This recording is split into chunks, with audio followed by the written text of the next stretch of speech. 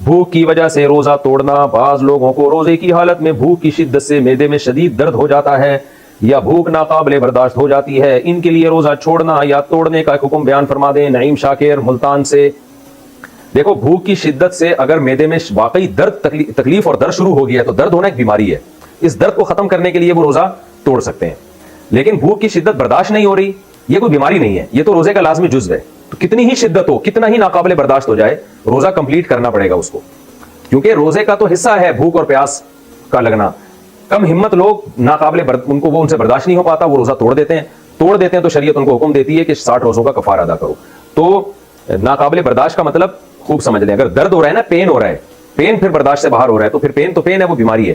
لیکن اگر صرف روزہ بھوک کی شدت برداشت نہیں ہو رہی تو پھر یہ کوئی شرعی عذر نہیں ہے، اس میں آپ روزہ نہیں توڑ سکتے، روزہ آپ کو کمپلیٹ کرنا پڑے گا۔ ہاں، ناقابل برداشت بھوک سے آپ کے مرنے کا خطرہ خدا نخواستہ ہو گیا ہے، بے ہوش ہونے کا خطرہ ہو گیا ہے، بیمار ہونے کا خطرہ ہو گیا تو ایک الگ بات ہے، بیماری میں روزہ توڑا جا سکتا ہے۔ روزے میں ناک میں پانی ڈال سکتے ہیں۔ مجھ سے روزے کی حالت میں غلطی سے ناک میں پانی چلا گیا جو حلق میں جاتا ہوا محسوس بھی ہوا، کیا اس سے میرا روزہ ٹوٹ گیا؟ سمیہ بطول راولپنڈی سے۔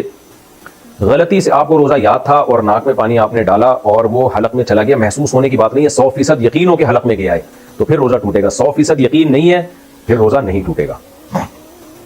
رات میں غسل فرض ہوا تو سحری کے بعد کر سکتے ہیں۔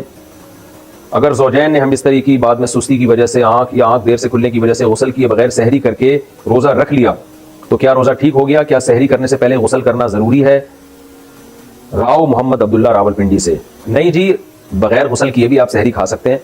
سحری کرنے کے بعد پھر فرض نماز پڑھنے سے پہلے آپ غسل کر لیں، کیونکہ نماز قضا کرنا گناہ کبیرہ ہے۔ تو روزے کا غسل سے کوئی تعلق نہیں ہے، غسل کا تعلق نماز سے ہے، روزے سے نہیں ہے۔ پاکستان سے دبئی پہنچے تو پتہ چلا وہاں روزہ تھا۔ میں پاکستان سے دبئی آیا تھا، پاکستان میں اس وقت روزہ نہیں تھا، اگلے دن روزہ تھا۔ میں جب دبئی پہنچا تو یہاں روزہ تھا، لیکن میں نے سحری نہیں کی، اس لیے روزہ نہیں رکھا میں نے، کیا وہ روزہ مجھے عید کے بعد قضا کرنا پڑے گا؟ محمد عامر دبئی سے۔ جناب محمد عامر صاحب، چونکہ آپ جب پاکستان میں تھے سحری کا وقت جو تھا وہ دبئی میں نہیں شروع ہوا، بلکہ راستے میں ہی سحری کا وقت شروع ہو گیا اور آپ نے روزہ نہیں رکھا، اور جب آپ دبئی پہنچے تو وہاں روزہ تھا، تو چونکہ آپ پہ یہ روزہ واجب نہیں ہوا تھا، واجب اس لیے نہیں ہوا تھا کہ سفر کے دوران آپ دبئی میں نہیں تھے، اس وقت سحری کا وقت ختم ہو چکا تھا دبئی پہنچنے سے پہلے ہی، تو چونکہ یہ روزہ سرے سے آپ پر لازم ہی نہیں ہوا تھا، آپ پاکستان کے حساب سے تھے اس وقت، تو جب لازم ہی نہیں تھا تو اس روزے کی قضا پھر آپ پر لازم نہیں ہوگی، کیونکہ روزے میں تجزی نہیں ہوتی، ٹکڑے ٹکڑے نہیں کیا جا سکتا روزے کے اجزاء کو، تو اس لیے روزہ کی قضا اس وقت لازم ہوتی جب آپ صبح صادق سے پہلے دبئی پہنچ جاتے، اور پھر دبئی میں آپ مسافر ہونے کی وجہ سے روزہ چھوڑ بھی دیتے تو بعد میں آپ پر قضا واجب ہوتی، اور اگر رکھ لیتے تو پھر رکھ لیتے، لیکن آپ چونکہ صبح صادق کے بعد دبئی پہنچے ہیں تو یہ روزہ